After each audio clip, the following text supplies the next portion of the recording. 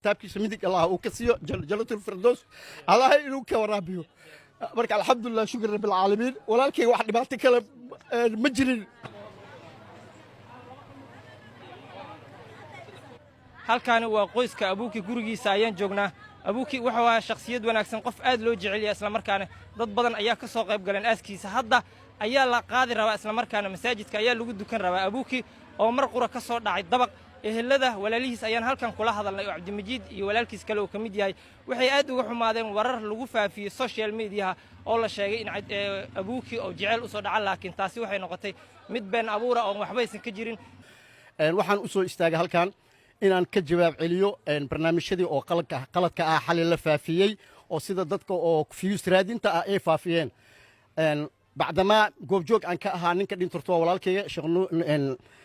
abooki nuur cali yunis ayaa la dhahaa anigana cabdi abubakar cismaan injineer cabdi abubakar cismaan hoosha shaqada uu walaalkayga oo dhibaatada ay ku gaartay anigaa waday anigaa mas-uul ka ahaa walaalkaygana anigu arday i ahaa anigaa wax baranayay alxamdulilah nasiib wanaag shalay markuu shil ka dhacayay walaalkayga anaa goobjoog ahaa mid oo dad loo aaneynayo ama dad loo raadinayo ma ahayn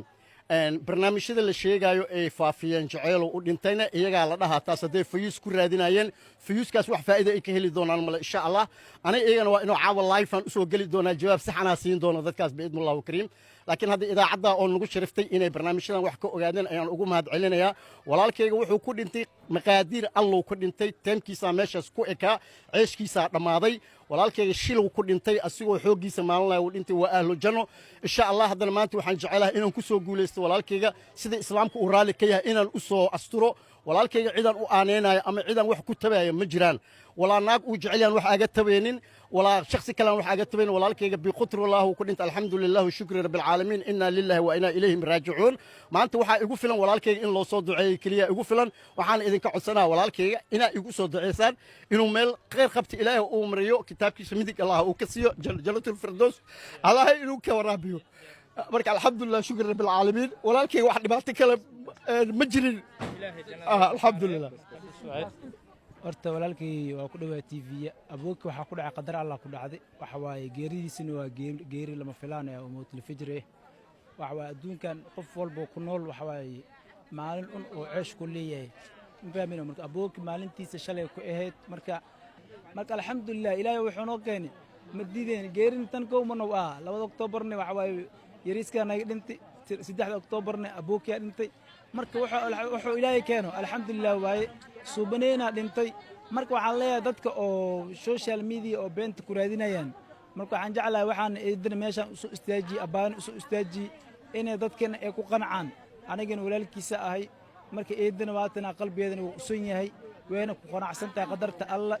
laakiin waxa muhiim ah oo aad iyo aad u fiican dad walaalan waa leeyahay social media waa laga bariisay anigana si kale wax ugu bariisaynaa